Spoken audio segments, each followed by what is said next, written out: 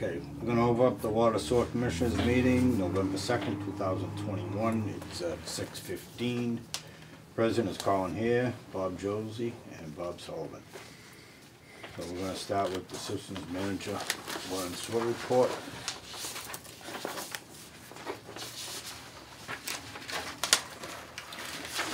We'll start with the sewer report for October. In October we had 8.77 inches of rain. Hauled away 113,100 gallons with Grove. The flow was 7.274 million gallons for an average of 234,659 gallons a day. Wasted 102,725 gallons for an average of 3,314 gallons per day. Used 661 gallons of alum, no gallons of sodium hydroxide. Went through 309 kilowatt hours of electricity, and the average river flow was 2,384 cubic feet per second. We did the fourth quarter toxicity testing, came back, passed on that. We did the sampling to analyze the sludge from the Grove hauling. All those results look decent. And we passed the annual DMR quality analysis for proficiency testing, and we had to replace a shear pin on the decant weir in SBR number 3. Questions on that? I was listening, but I was reading the minutes. For the October report for the water, we had flows from September. There was 6.196 million gallons pumped for an average of 199,880 gallons. We used 451 gallons of KOH, 266 gallons of batch solution of chlorine. Sampling for the month was done on the 12th, and all the samples came back good. System repairs, we added a gate cover to the Main Street blow-off and sidewalk at the waterfall. We installed the through-wall stainless steel bulk KOH connection at turbine. Replaced the 3 sample taps at the Glen station. Did the tank inspections, flushed Orchard Place. Replaced 3 meters, did 4 final reads. Did new connections and meter install, 3 of them. And we did the 8-inch fire service connection at Hayward Landing. Let's see, and then we got some quotes for sandblasting contractors for the number 1 filter rehab. We cleaned out the filter building to remove all the flies and spiders. Pressure monitoring and customer connection verifications on Glen Street. And had about 20 hours of online training. That 8-inch fire service at Hayward Landing, is that a new line? Is that what they were doing, running a new line in there? Yep. Because they pulled water from the river, and they had a fire pump. But they had the pump rebuilt a couple years ago, and then they went to do their test, and the pump was junk. When they opened it up, I think they had a couple catfish in there. Really? And that led them to go out and investigate the pipe coming in from the river, which the screen was all gone and rotted out. So they looked at all their options, and they were kind of stuck. There was a delay, as with everything, on getting the fire pump delivered, and the fire department was requiring a fire watch, which cost about $1,000 a day.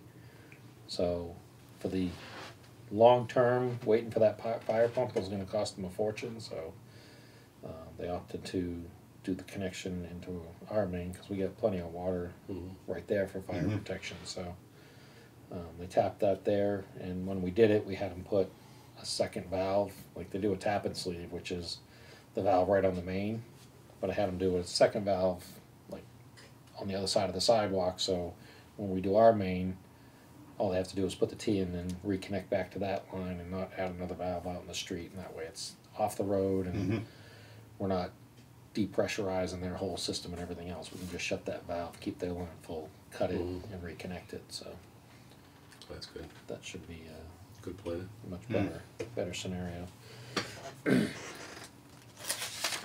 Yeah, I was wondering about that. I seen all that work on it. I was wondering what they were doing with it. I thought something broke or something. Something must have broke or something. No, that was, boy, you should have seen the material in the road right there. I'm like, boy, if we go to replace that main, it'd be nice if it's all that material, because it looked like the water line was put through Pines Pit. It was just Wow. beautiful Really? sand right there. It was, Oh, wow. couldn't ask for better digging. Yeah. Until they started going down and got by the building. Yeah. Then there was ledge. Yeah. Then there was their electric services underground. So it's all encased in concrete. So they got to that, and it's like this wide. They had a tunnel under Oh, to run the water line. Then they hit the spot with all the brick backfill. And yeah. All in their building, they're probably just junk thicker. yeah. So the typical backfill that you find around here, where anything along that path of the axe mills and stuff. So they're not done that yet. They're down around kind of to the back corner of the building now. So it should be a couple more days, and they should have that tied into their system. Now, I was looking at the average gallons per day on the sewer. That seems to be staying pretty steady. 234. Well, that's high, and it's because of all the rain we've had. Yeah. Oh, I was talking to Bob earlier. You know how much rain we had this year? Yeah, for the year, guess what we're at? 5 feet. 60 inches of rain. Have we really? For this year, yeah. Wow. Wow. 8.7 inch, 8.77 a month. This month, yeah. Jesus. Yeah, so that is still a little high though. Yeah. So what's the Glen Street? Pressure monitoring and customer connection verification? So I've been going around with the data loggers, kind of logging all the pressure zones and figuring out where we are at all the different hydrants. And when we were doing that, there was some question as to, we've got the 2 lines in Glen Street, and I wasn't here when they put it in, so we were trying to figure out all the pressures. So we were running around to like the houses and checking what they had for pressure. So there was 4 or 5 that had lower pressure than we anticipated if they were on the high side. But it looks like he finalized that yesterday, I think. And the ones that had low had PRVs. So, some of the pipes on that road, like right around where that house that burnt down, the pressure's like 100 PSI right there. Oh, wow. Yeah, so there's a ton of pressure on all. So everybody's on that high pressure, which is the high side, which is the old main that's through there. So part of our reasoning on wanting to determine that was just looking at future expansion and any kind of the circumstances that might be out of the ordinary, like the PFAS and some of the vulnerability study. We go through and we're trying to look at all worst case scenarios and stuff. So one of them, when I was looking at it, trying to figure out what our best option would be is, when we do that Main Street pipe, if that gets approved and we get some funding from the state or something to move forward with that, one of the things we want to consider is that Glen Street pipe, if it comes from that well and nobody was connected, which seems to be the case, nobody's connected from the pump station all the way down Glen to basically where Booster is. That'd be the first person that would be connected, is the house right next to the booster station. So with it being right there, what I would probably recommend, and one of the conversations we'll have if we get to that point that we do that main, is I'd like to have it set up so that the Glen Street well comes down and we add some valving and piping so that we can get that pipe to the mobile property, because that would get us there. And if we had some instance, if they come out with some new contaminant that they start testing for, like this PFAS, we got lucky on the PFAS, but in the event something else comes down the road or we had to put in a treatment plant, the ideal situation would be put the treatment plant at mobile, because we already have property that's contiguous with the mobile property from primary, and the pump from turbine comes through primary to get to the system. So we would essentially have the pipe through the woods on our property to get to the mobile station. And then if we came in from Glen Street there, we could build one treatment plant with all the wells going to one treatment plant and treat it at one instead of building multiple treatment plants. Yeah. So Yeah, it would be most cost effective and probably the better scenario to have one treatment plant kind of in a high visibility area as opposed to having a treatment plant like at Glen where you're out in the woods and you know, you get some kids that have some grudge or something going there. That's just for the PFAS you're talking? I'm just saying for PFAS. PFAS was what kind of sparked some of that thought process, trying to figure it out because I was stressing about the PFAS for a while. Just for planning purposes. Right. So planning, you know, I start looking at future things. You know, we got lucky on the PFAS, but what's next down the road? Yeah. You know, Yeah. if you know, all of a No, sudden. that's good. That's good that you're doing that. So, just looking at it from a, you know, future standpoint, that seems to be like the best location because we can get everything there. And it'll take very little and be minimal cost to put the setup now so that we just change some valving and we take it and just we're already at the property, so we wouldn't change stuff that we already put in. And if we can get it set up so it's in place and off the road, we wouldn't have to dig up Main Street after we, you know, Everything's put all new pipe and put a full overlay, and then you know, this way we're prepared for it and it's one step ahead. Yeah. You know, for minimal cost. So that was one of the reasons that we're trying to figure that out, because no one's here that was there when they put that in except for you, and you don't know what they put in. so it was, you know, a little bit of curiosity, a little bit of trying to pre-plan things as to what we were doing and trying to figure out those numbers. So What year did they put that in? I remember when they put that in. mid-90s, Glen Street? Yeah. mid to late 90s, I think. Yeah. I was gonna say, I think it was mid-90s. I remember it. I remember when they did it. The late 90s or? Mid to late 90s, yeah. Into it, yeah, okay. It might have even been a little bit before that. Reason being, I'm tying it to a bylaw. When that bylaw was passed, and that was all simultaneously with all that. I could probably look somewhere real quick because I took pictures of the hydrants which have dates on them. That's all right. You don't have to. Yeah. Just unless you just want just for.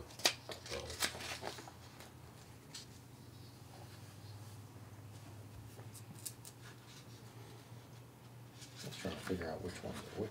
And while you're doing that, gotta approve the minutes of the meeting on October 5th. I would I think most would pass over those. There's a few things I think that Bob might want to go through and clarify on.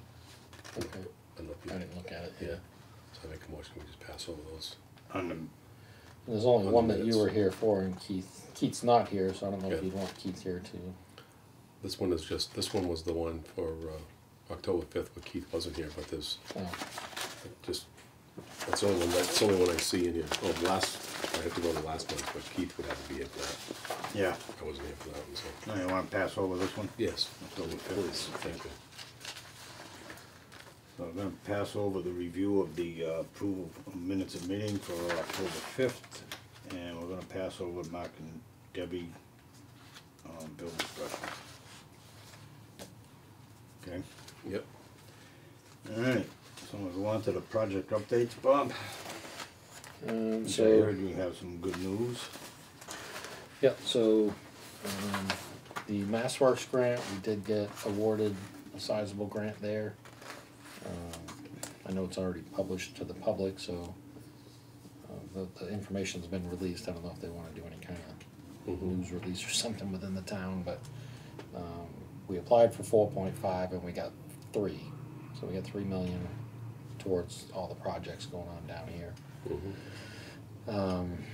Me and Bob and Eric had multiple meetings today, but one being with Skinnell, because they were still up in the air as to whether they wanted to go with Whitensville Water or us. I think it's a no-brainer to go with us for one. You know, to put a septic system down there is probably not in their best interest. And with the upgrades that we're proposing, they're upwards of 3,600 gallons a minute for fire flows, and the pressure is about 118 psi at their property. So, I mean, they have everything right there. They wouldn't need the tank, they wouldn't need the pumps and, you know, all that stuff. So, plus with the grant, you know, it brings the cost of the project down. So it's far more affordable for them to go with us than Whitensville. I still think it would be a good idea to get Whitensville to come up and have an interconnection just for emergency situations. If something happened on either end, you know, one can help the other out. But that's another discussion for another day. Good. So did they determine which projects with the grant money, which ones they were going to complete? I know they were looking at several different avenues. The $3 million one is for the original project that we put forth, which was Northeast Main, North Street, Gilboa Street, and then Gilboa extending down, plus the sewer, the Gilboa Street pump station. That's included in that project. And the force main from Scannell's project to our pump station, and then the force main from the new pump station all the way back to here. So all that would be new. The only thing that wouldn't be new is the gravity sewer, which I would say we should probably look at pretty soon. And, you know, I would think worst case scenario, we just have it lined.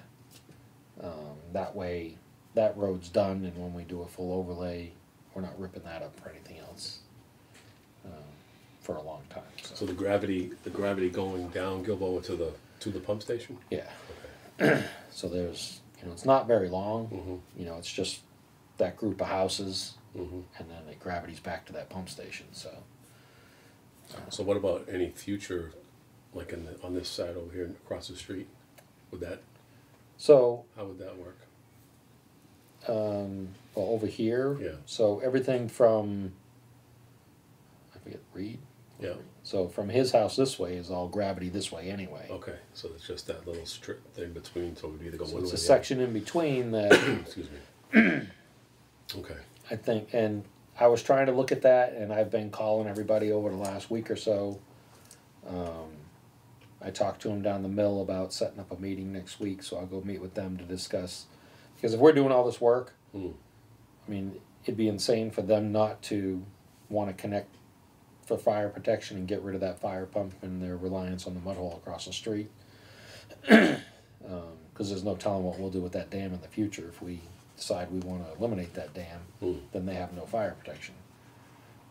And even if they don't want to connect to the fire protection now, I want them to tell me where they would want the fire protection coming in. Because while we're doing all this work, I want to get all those provisions in place. Get a line off the Put the 12-inch over to the property line so it's off the road, and I'd want to put a new domestic feed in for them. You know, so we'll get that. And right now it comes basically from that hydrant that's on the corner of the parking lot. Their line comes off right about there, and it goes on a diagonal, like by the guard shack down their sidewalk, and comes in the building that way, which is an old cast iron line. And I've got pictures of the valve and stuff coming up through the floor. Yeah. And how decrepit it is. So I'm like, now's the time. Let's go. You know, it's a 12-inch line coming in there, right? No, going into theirs is only a 4-inch. 4-inch, yeah. Oh, that's it. Yeah. So that's what I'm saying is you probably want to go. Need a 12-inch line for the fire protection. Right. The fire will be a 12-inch. Yeah. But for the domestic line, I mean, the 4-inch is probably plenty sufficient. But they need to make that determination, and I want them to decide what they might need. You know, I don't know what other future expansion they might be thinking of, anything else, but, you know, determine what size they want, and we'll put the T in and get it off the road so that when they're ready to replace that line, if we go right in front of, right where it comes into the building is when you come into that corner. So it's that corner, the front corner of the building. So just go directly in line with that. It's a short run, as opposed to coming all the way down the, you know, across their parking lot, down the sidewalk and everything else. That's stupid to have that long of a run when it's right in front and just shoot it straight in. So, again, I just want to get those things in place ahead of time, get them off the road so we're not getting in the road for anything after this is done. Now that project over there with the 3 towns, they are going to tie into our sewer line now? That was the discussion today, and, you know, and I told them, you need, you know, their concern is timing. If we're going to be ready in time for them, and, you know, as I explained to them today, that I don't care where you get the water from, your timing issue is the pipe, because you can't get pipe right now. It's a 4 to 6 month lead time. So you need to order the pipe now. So as I explained to them, you kind of need to make a commitment. You're either going to go with it or not. And if you're going to go with Douglas, I need kind of a yes, we plan on moving forward with you or not, because I've got a DOT permit that I've already signed that's sitting there waiting to go in, and that's going to be your biggest holdup, because the DOT permit's probably going to be the most time consuming, just time delay based on getting them to approve it, because DOT doesn't work fast. So I said, if you're not moving forward with it, I don't need to submit a DOT permit because our project doesn't go down there. How many gallons a day are they looking to pay sewer treatment? Well, their estimates when we originally discussed all this was 7,500 gallons a day. 7,500? Yeah. So 7,500 gallons a day isn't a lot. No, I was going to say not very much. So it's not going to take up a lot of capacity, so I'm not worried about that portion. I don't want to extend any further. So kind of the way it's designed is that, you know, it's a 4-inch force main coming back. We have no gravity down there. They would own their own pump station on their property that's going to pump it up to get to our pump station. So I don't like the idea of double pumping it, but I had the discussion with the engineers, and they kind of said, oh, well, the way the treatment, the new pump station's designed, it kind of relies on some of that flow. And I'm like, well, I can operate a pump station to offset that, you know. And we originally looked at, and I put it to them to look at it and say, why can't we just have them come down and tie directly into our force main with a bypass, so if something happened, they could bump into our pump station, you know, if need be. But why double pump something? You know, that just doesn't sit well with me. But they said it was a lot of redesign and a lot of added expense to put a valve vault in with all the diversions that we would need, and so I'm like, all right, well, I don't want to delay the project on a change like that, so. So 7,500 gallons. What do we do daily on the sewer treatment now? Here, where you know, that's based with a lot of rainflow and so on average it would be about 140,000 right now. Okay, so it's not substantial. And we're good for 6. Yeah, so About 5%. yeah, so I mean that's not a big issue there. So they're going to, if they do tie in with sewer, they're going to pump from there, and they'll pump into our tank that we have now, our pump station. Not the existing one, the new one that would get built. All right, the new one will have to be built.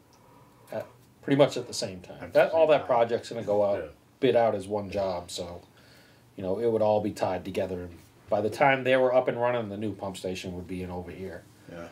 But then don't we and have to have enforcement. that designed for the pit, Pines Pit? It's all we already factored all that in. That's already factored in into the new pump station. Yeah. Oh, okay. Yeah, so I tried to account for everything in that area to make sure we weren't building something and saying, "Oh crap, we got to redo it." Yeah. Yeah. So the design is supposed to be factoring in all of that area and potential growth there. Now, how do they figure the flow from? It's very difficult, and you're never going to be able to figure out every scenario. So you know, we rolled the dice and said, "All right, this is what is here. This is what is kind of concept for there." You know, and factored numbers based on what we thought was likely to go there. What happens if they put in a 100 or 150 unit hotel or something? Yeah, no idea on that. So Then they gotta pay to redo the I wall. was going to say that you know at that point they'd have to fix it. You know. Okay. So we designed. We put in as much. Basically, what might be there. Right. So we put as much effort as we could with information we had to decide this is realistically what is likely to come. Based on the uses, allowed uses, and Right, and what you know, what the zoning allows in that area. Yeah. and what's there and the size of the lot, and you know, we put some effort into coming up with a number. You know, it wasn't just I don't know, guess something. You know, we put some effort into it, and as much as we could. Like I said, I mean, if all of a sudden they decide to build a water park over there, it's a whole different. Yeah. You know, it's a whole different game. So, Yeah. but it's a whole nother conversation. But we at least factored it in to have some room there for that growth, and you know, if we guessed wrong as to what might go in there, then it's going to be on them to to. small businesses, I would think. That's theoretically, yeah. You know, I mean, I see the other properties up for sale now. I'm sure you saw that sign and stuff. So I looked at that and tried to figure out potentially if we want to put a Where's stub that? over there. On the other side of 146? No, it's the backland on Oh, over Guilford. here. Yeah. Oh, yeah, yeah. So that backland where the treatment plant is, it comes out, and there's two spots that it comes out on Gilboa coming down this way. One being where that sign is, the Glickman sign. So Oh, so that sign that just went up, that's for the property up in the back, not Yeah, I any think of it's the like- front property. I think like, the There's- whole parcel's like 70 acres, I think, the whole thing somewhere in there. yeah, I haven't figured out exactly, but then you gotta pull out the mill and all the other, right. So take out the Yeah. basically that fenced in yeah, area, the mill would keep, and everything behind the fence. I think they're trying to unload. yeah. Is my guess. I didn't look at any plans or anything for it yet, so I don't know. But knowing that I've seen the sign, and I know what the land is, and I know that I've been involved in conversations in the past as to potential things that were going on there. That's all industrial, right? Is that industrial, commercial? Commercial, industrial, yeah. Yeah. I think it's that split, I think it splits right there. There's a zone split coming through. Yeah, so I mean, I looked at it, and that kind of abuts that other property where the strip mall was supposed to go. So, you know, I'm trying to figure out things for that as to whether or not we want to stub there. So if you came through and kind of looped through that parcel, but it's Yeah. hard to anticipate what other people are going to do with their property. So Yeah. Zoning's kinda crazy on there, cause it's not too far back, then it's residential, so it's like 3 changes right, quickly, yeah, right? it's that all one right line, there. Yeah, yeah. Yeah, because you go a little beyond that, and you're into Prentice Court. Yeah. So And that changes, I think it's only a couple hundred feet that they kind of draw the line of going parallel with Gilboa, and then Yeah. when they change back over to industrial, commercial, and residential behind that side. So yeah, without getting into too much, because it's all preliminary discussions and not really anything that's open for public discussion. So Well, that's good news. It's good news on the grant anyway. Real good. yeah, So so that'll get that whole project rolling for sure then. yeah, and then we also applied for additional grants. You know, what we're trying to do is get the whole thing covered. Yeah, we had like 8, wasn't it like 8? It was 8.1 is what we need for the water and sewer. Yeah.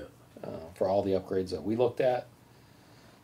And I'm not sure on that. That number might go up a little bit just because the price of pipe, because nobody can get it, the prices just went up like 20 to 25%.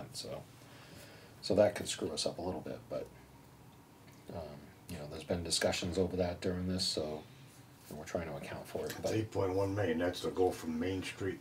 Take all this. that's the section up here, North Street, coming down to where we already replaced through the bridge. 16 down to here, that's 12.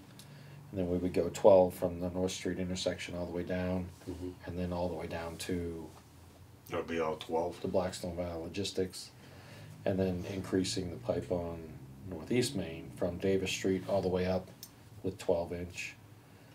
And then it would be on the contractor or the owner to bring it through and connect those two from Northeast Main to Gilboa. So if that project moves forward, that's, you know, that pipe would be coming through to connect that. But that would, if we loop that, that gets us up to like the 3,600 gallon a minute down in that area.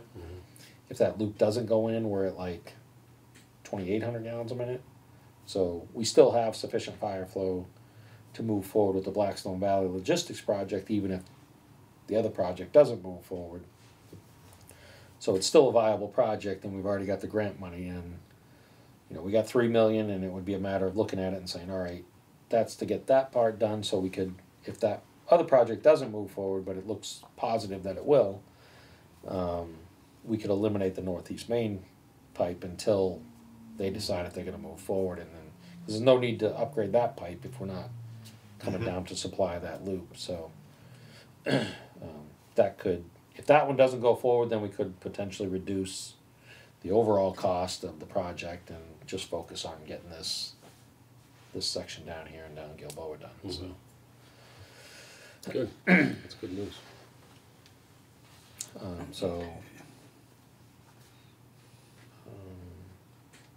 So then there's other discussions about, you know, the next phase of possible development, one being down Davis Street or the other being up North Street to kind of create a loop through from North to Gilboa.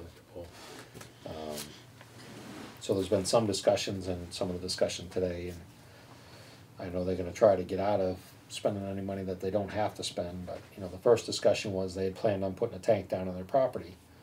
So my discussion was, well, why would you want to put a tank on your property and have to maintain it? And you know, it's sitting there filling up with 150,000 gallons of water, and you only use 7,500 gallons a day. So you got old water sitting in a tank, and then unless you build a tank 250 feet tall, you're not going to have enough pressure. So now you got to have a tank and a pump.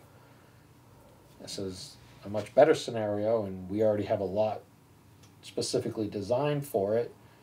Why don't you put your tank up on the top of North Street? Mm-hmm. So if we can put a tank up there, you know, we would gain the immediate benefit of the added fire protection for down that area, even without upgrading the pipe. Not as good as if we upgraded the pipe, but it would add to the extended time frame for fighting a fire. Just based on the size of the buildings that they're discussing down there. So, so we'll look at trying to see if we can get them to contribute some money to put towards putting the tank up there. And then if any of the other projects move forward, that would kind of finalize that and probably take care of trying to get the North Street upgraded to kind of finish that whole fire protection advantage there. And there is some land for sale down on that backside over there too. Yeah, so there's that. And then Davis Street was the other possibility, as we discussed before, you know. And I believe Bob and Eric secured a $350,000 or $325,000 grant to move forward with the engineering for that. So, oh, good. Hopefully, we'll get the engineering for that, for the water and sewer done. That's the grant you applied for? That was another one. Another one, yeah. Yeah. So that's one for that, and then also applied for an EDA one for $350,000 to go towards this project. And then another one that he just upped, that he applied for 5.6. It was 5.6 million. I tell you, he's doing a great job. He is. He's on top of it. He's pushing. So if he can get those other two grants, then all of this project would be paid for, and the engineering down Davis would be. So That's for good. the project update on that, the only other thing that came up was because of all the changes, and you know, Bob's good and he's on top of it, but there's a lot of times he's like, oh, well, can you change this and make this a separate and then add this and then change it around? So some of that resulted in some overruns on the engineering portion. So where we didn't have money budgeted for it, there is, you know, Stantec's looking for another $49,300 to finalize the rest of the engineering for all of this project. So we're working on funding sources for that.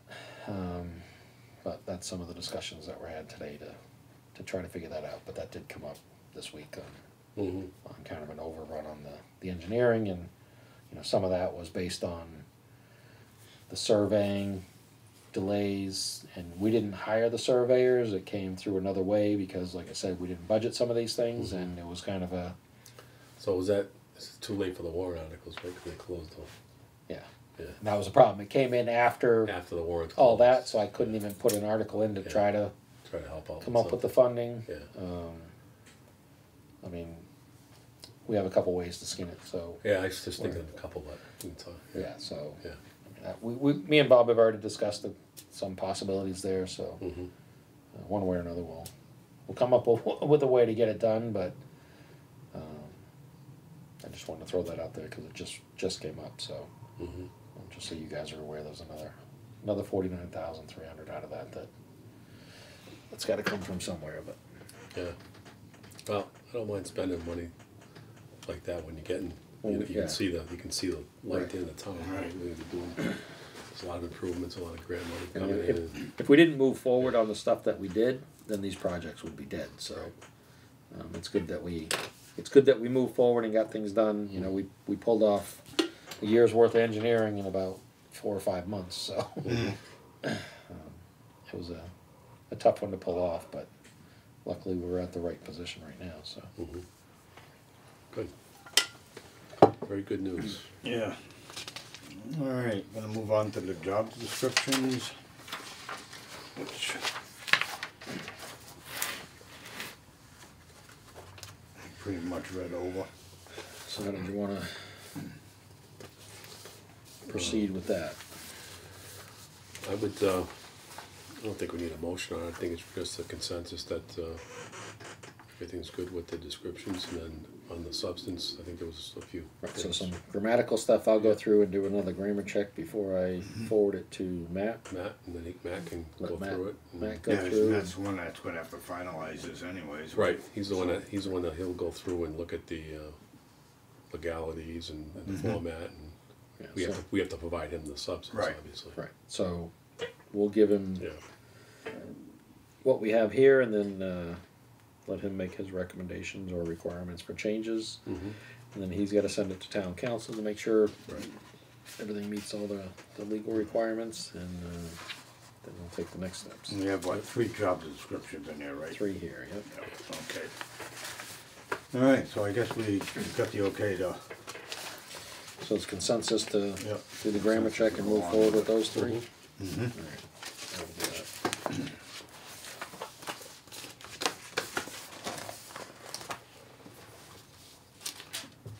Alrighty, now, we're gonna discuss the capital improvement update for FY 21 and 22. Have some, So, I didn't print anything out. I was gonna say, I see anything in there. No, I'll do a spreadsheet for you, but I just quickly wrote them down to go through and get everything in place. You were looking for the 21 and 22. Mhm. So I'll go through 21. We had budgeted for 2 actuators. Those were ordered and paid for. 3 manholes. We did do on that one. Collection system. We did do the Colonial Station and the one on North Street. That was water just gushing in. So those 2 were taken care of. The fence repair. We had some done, but oh no, that wasn't on the sets this year. But we did have some done. Must have it in here somewhere. Anyway, the Gilboa Street pump, that was done, rebuilt, Yeah. and you guys have already heard the bad news on that one. Yeah. Mhm. So we have to do another repair. The filter rehab has been completed, but during the filter rehab, which was some of that in the water notes there, was we identified some other issues with that, but the area underneath, and those are always full because they're always running. So we found when we took it down, the epoxy coating had failed in some areas, and one of the suction pipes, and I don't know why it didn't. What you would expect for a result of the pipe failing didn't happen. So I don't understand how that filter wasn't like blinded and dead and not working based on that pipe being corroded through. But we found it when we drained the tank down and cleaned it and got it ready for the filter rehab. So we're getting some pricing on someone to come in, and all the coatings rated for that environment require the metal to be sandblasted down to near white metal, which is, pretty much as clean as you can get it. So in order for any of the coatings, and we checked every coating out there, in order to get those coatings to stick, we need to get it to that bare white metal. So we've got a few companies coming in giving us pricing on sandblasting that down to get it to the level that we can coat it. And then on top of that, we're gonna have to fix that pipe. So we still haven't decided what the best option is there for it, but we got to get in there and take some more of that filter apart, the one that we know we need to repair right now, just to get down into the tank and determine if we want to, because unfortunately it's a steel pipe that comes through on the angle portion of the wall, so it's coming through on an angle, so the pipe the pipe comes through like this, so it's cut on an angle, so we have to either cut that out and grind it and then get another piece cut to fit and weld it back in. So we need to do that, kind of coordinate at the same time with the sandblasting and the epoxy coating. So we're going to try to get that done, and we're just trying to figure out if we want to go with that iron pipe again, because obviously iron corrodes much easier than anything else. So, you know, we're looking at other options, whether we come through with PVC with like a bulkhead fitting. And they've got those bulkhead fittings that can kind of go on an angle, and they have a kind of a pivot point. But the problem is that that pipe that comes through goes to like a distribution box, which is stainless. And we haven't been able to get in to the bottom of the tank to determine if there's legs or anything kind of supporting that, or if it's just supported on that pipe. So if it's just supported on the pipe, then the PVC is not going to work. I'm not going to be able to rely on that. We've discussed relocating the distribution thing, because it comes in through the wall, and then it's a stainless distribution box with hoses that come out of it and go over to the vacuum things on the filter. So they've got hoses that run underneath the filter and come up on the other side to where the arms come down and suck through the filter. So I don't see any reason you can't put the distribution box on the other side and have it closer to where it pulls, and just have the hose run over and come over with a flexible hose right to that suction part. But those are some of the things that we're in the middle of trying to determine and figure out what the best option is. But if we could come through with a stainless bulkhead fitting, that would be a better scenario, but it adds some difficulty because it's on an angle. So still in the early stages of trying to figure out what the best option is there, but we do need to do something fairly soon. But bottom line is that that project was done as planned, except we've ran into other things that we've ideated that need to be done. The SCADA modem, we kind of held off on that one. It was, I think it was only $3,500, but that was the SCADA people. They were pushing for that, and then when I went to them, said, "All right, I need to go. I need to move on this." They were like, "Well, we don't know if that's the best option." So now we're still trying to figure out what the best option is. And one of the problems was the phone system. So anytime something happened with the phone systems and that line was tied into our phones, it would screw up the SCADA. But we've separated with the new phone system, so we're not on that same phone line system.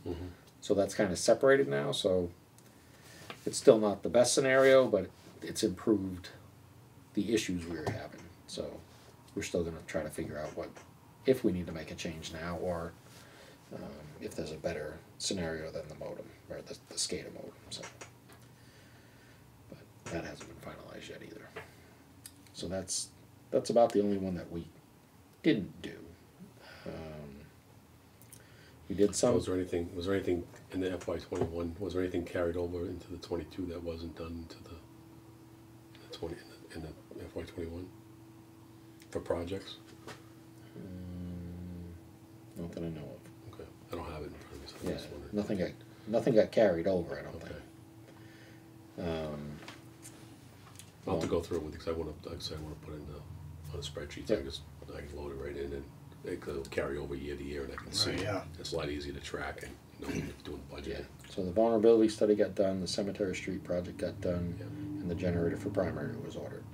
We added after the fact at town meeting the generator for here, but they've both been ordered. But that's the other bad news I had. Like I said at the last meeting, I've been hounding them like weekly to get an update. They finally came back last week and said, "All right, the estimated ship date because of delays is now August of 2022."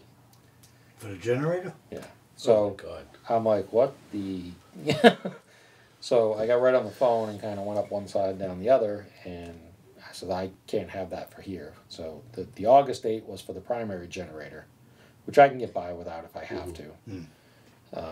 You know, we've got some options there. Yeah.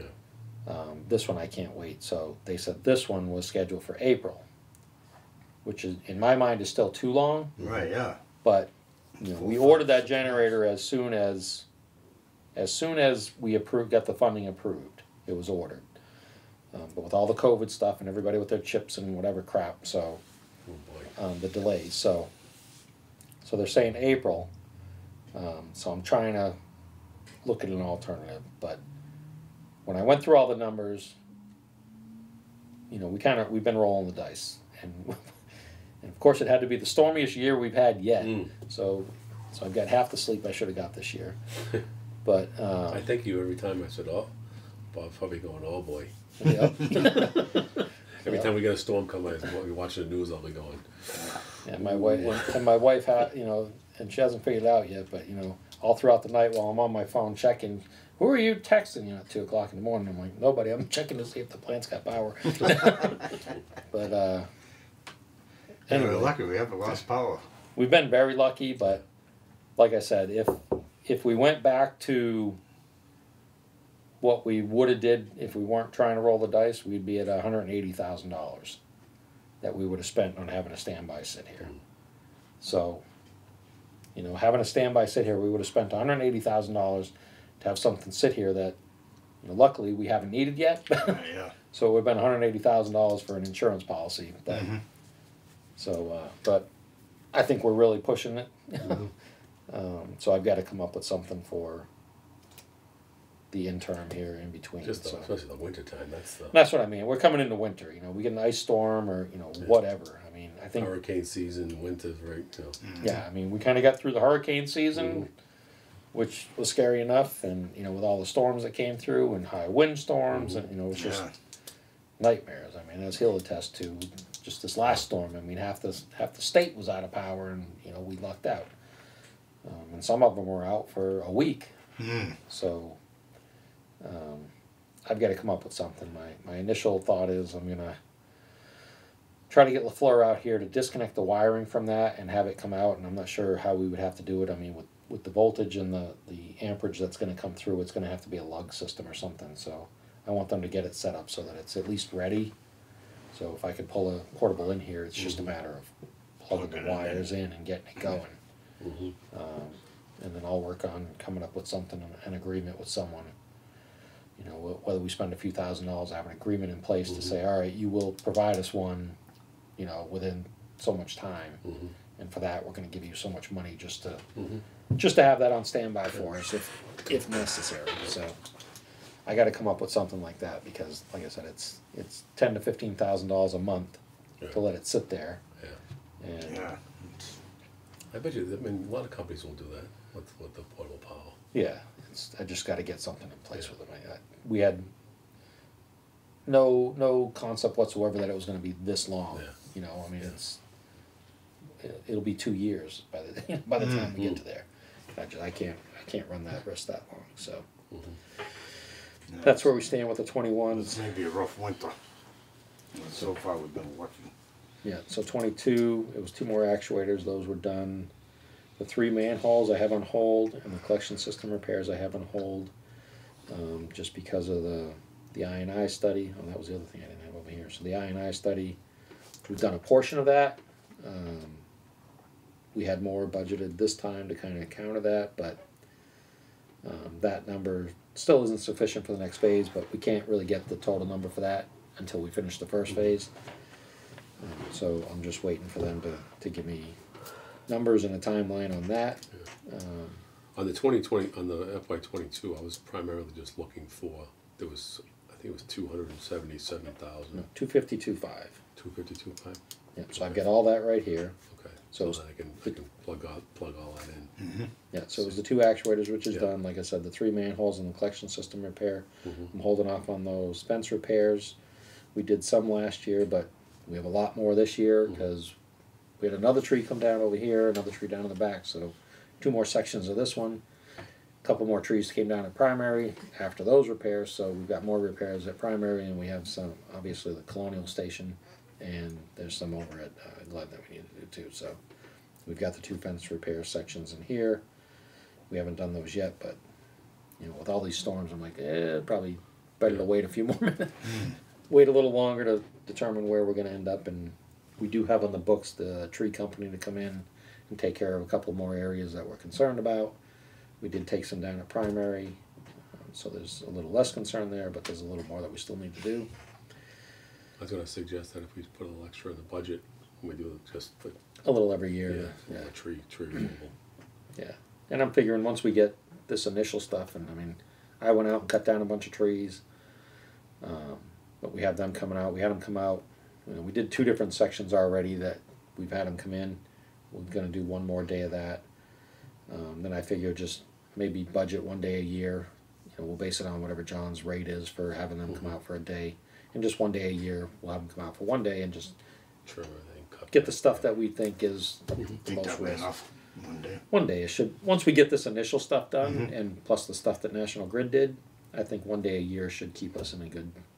Just the yearly maintenance. Right. So Yeah. that will be something that needs to be added to the budget as opposed to these are kind of external line items. So going through that, and these are all of what comprise of that 252. So fence repair, the pilot study for here, that was signed and agreed upon. They just haven't scheduled it yet. I'm just waiting on them. Apparently they were in Germany, so they haven't had time to get us on the books. And I do got to call him back because he said he was going to talk with I forget the guy's name, but he was talking with him when he got back, and they were going to figure out when they can come. But he hasn't got back to me yet. The primary pump rebuild, 7,000. That's through the same company that did the Gilboa Street one. So I had that ready, and I had actually already signed it. I just didn't send it to them yet because I was kind of arguing with them over that one. So they dropped the price on that one a little bit, and I still haven't agreed to this one yet. But I just want to get them through that one first, and then make the determination if we're going to go with them again on the second pump over there. The well rehab, I've talked to them, and it's FJ Sullivan up in, it's like the Stowe area, I think. They said with all the PFAS and everything else, they're out straight, so they've been delayed on finishing up projects because they've had to drill new wells, they've had to rehab other wells, and just trying to get everything to work through all these projects that are going on right now. So they're a little tied up, but that's still on the schedule to get done. There was another fence, so we had fence repairs twice. One was wastewater side, one was water side. The PFAS sampling, which was 40,000, that technically shouldn't be under this, but we had it separated out because it was something different than before, but it's really something that we need to budget every year because it's not going to go away now because we came in good, but we still had some. So it was way below the thresholds, but it still triggers that you have to do the continuous monitoring. Yeah. So if we had had 0, then we could have did the first 2 rounds of monitoring. If they all came back 0, then we could apply for a waiver to stop sampling, probably get it to annually, but because we detected some, which was well below the limits. Which ones were detected? Which wells? Primary and Glen. So both wells at Glen and Primary, but Primary is combined with Turbine. So basically all of them. So we're on the hook for the PFAS sampling, and the new permit came in for the treatment plant, and we have to do that every year. Every quarter. Every quarter. Yeah. So, and if you go over 10, it's every month. So. We also, the new permit requires PFAS sampling on the influent, the effluent, and the sludge at the treatment plant too. So that's an additional expense there that came out after we did the budget. So we got that one. But I don't know where to think that's going to go. I mean, all things considered, being a bedroom community, we don't have heavy industry, we don't have a lot of things that would be using that type of chemical that would be coming here. And based on our water levels, towns that have high PFAS in the water are going to have high PFAS in the wastewater because it's not going to get taken out, it's going to come through. And so I have no reason to believe we have a major issue there. And right now, for the duration of this permit, we won't have an issue because these treatment plants aren't designed to take out PFAS. You need some type of ion exchange or granular activated carbon, something along that line. But this permit is monitor only, so we got a sample, but there's no limit. So if it's high, it's high, but there's no repercussion other than. So they're probably just looking at every. They're gathering the data now to determine what to do down the road because I think, and it was one of the things that I pointed out at the first PFAS training I went to because their first thing was discussing the types of treatment, and they're like, oh, well, if you're not connected to a town sewer, then you can't use this type of treatment because you need to put in a tight tank and this and that. And I'm like, well, why do you think it's okay to send it to the treatment plant?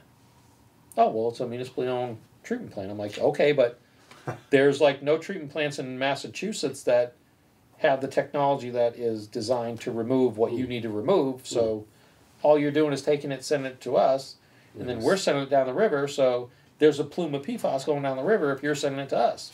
Oh, well, we didn't think of that. I'm like, so my guess is they're trying to get an idea and a baseline as to what's coming out of treatment plants, and then they'll start the going down the river to see how far the plume of discharge went and how much you've settled out in the riverbeds and everything else. So, and from that they'll go, all right, well now this is contaminated, so how far did that go downstream, contaminating wells all along the river within so many feet down that way. That's my guess as to how it's going to go. I think they, I mean, years ago, I don't know how most recently, but they tested, like, the water's good, but if you disturb anything in the bottom, Right. that's where you know, from years and years of all the mills. Yeah. That's the part that isn't.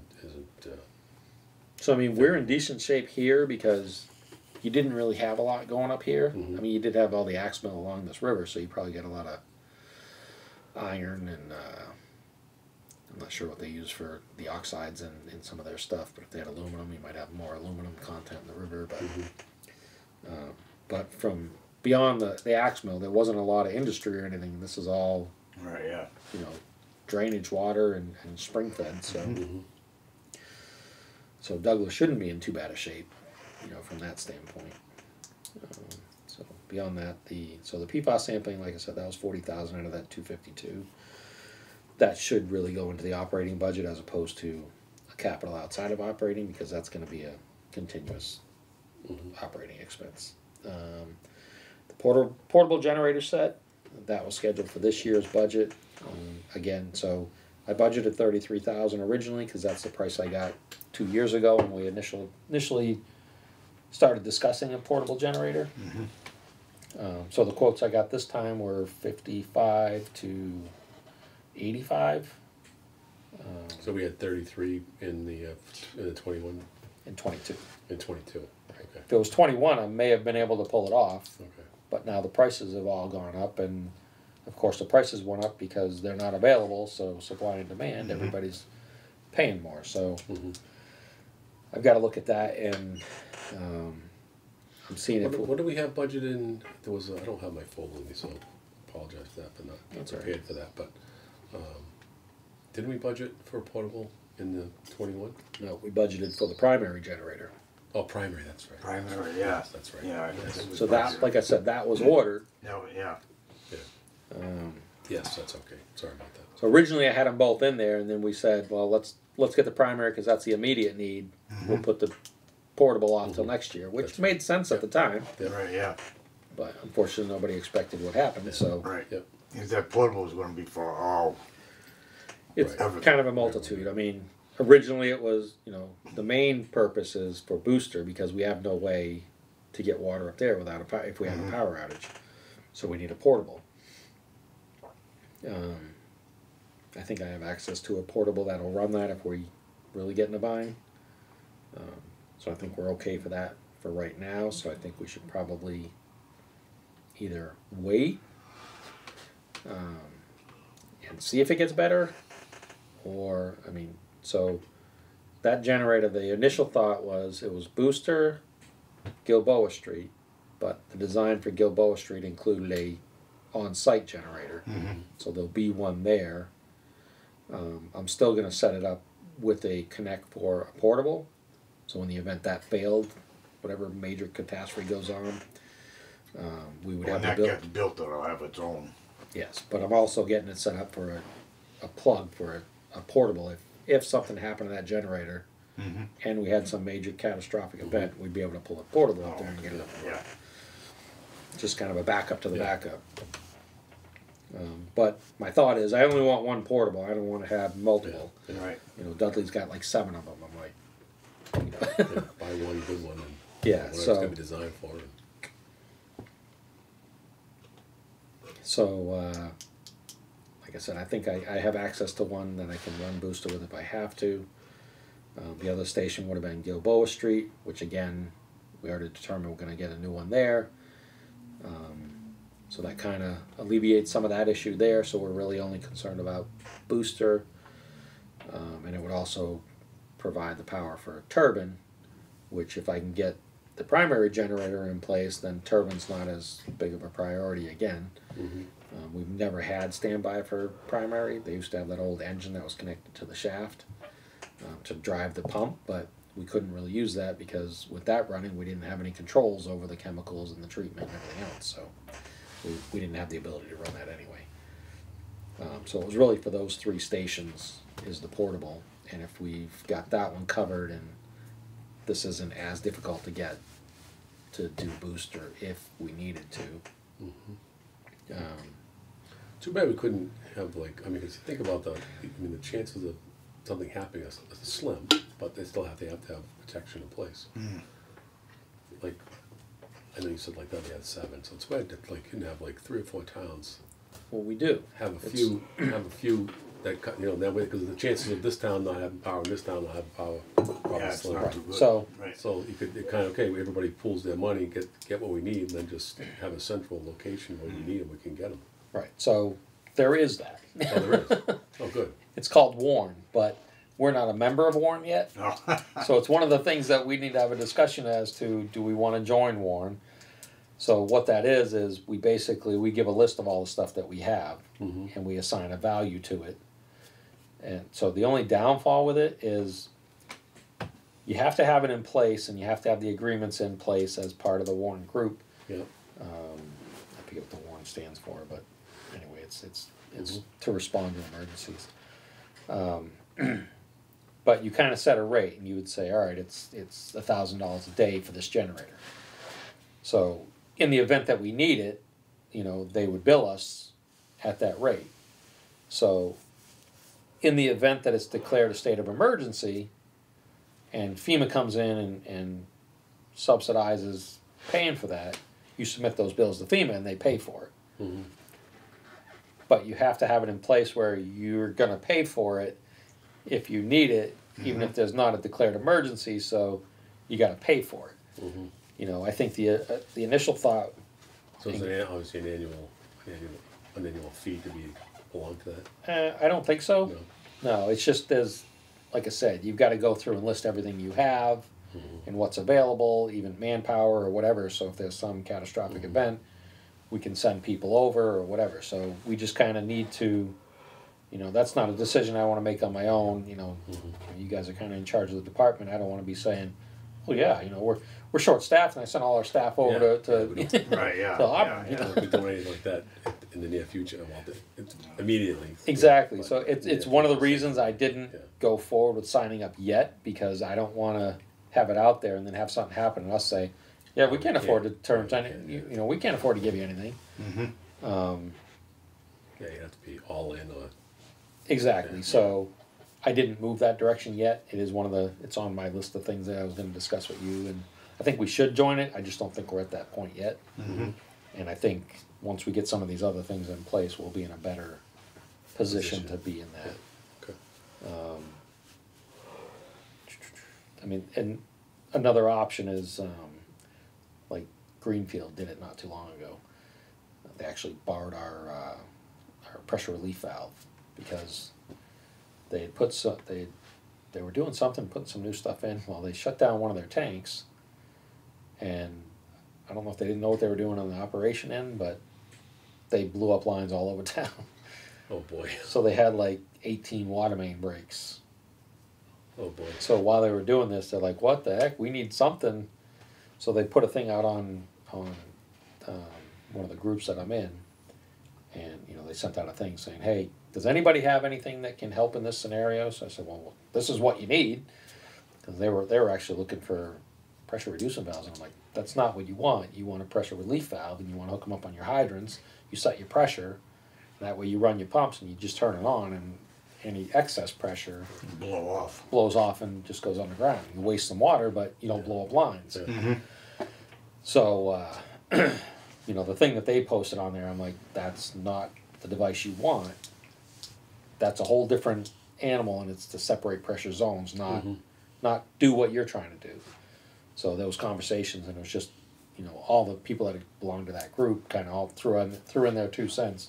So they came and borrowed ours, and then they borrowed like 5 other units, and they set them all up in their system. We already got it back, but Like I said, so there are different avenues that we use. You know, I communicate with, and that whole LinkedIn thing. You know, I pretty much grabbed all the superintendents throughout New England, and they're all on my list. So, you know, that's another one of those quick one message to all of them. You know, just to try to get help. But Yeah. Well, that's good. That's good to have backup like that. yeah, so knock on wood, we haven't needed to use any of that. But so that was that whole list, and that list what I just went over. What is what comes up to that 250.25. Okay. 250. Alright, so we're all set on, Like I said, that 40,000 technically really should come out of that, and it should be under the operation side.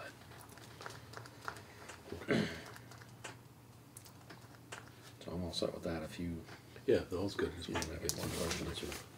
two.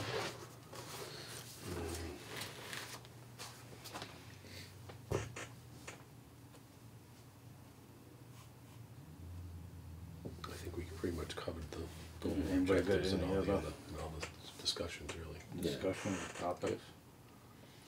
I'm good. I'm all set. No, I don't think we have anything else. I'm good. Okay, what time is it? Make a motion to adjourn at It is 7:25. 7:20. No, so, What is it? 7:25. 7:25.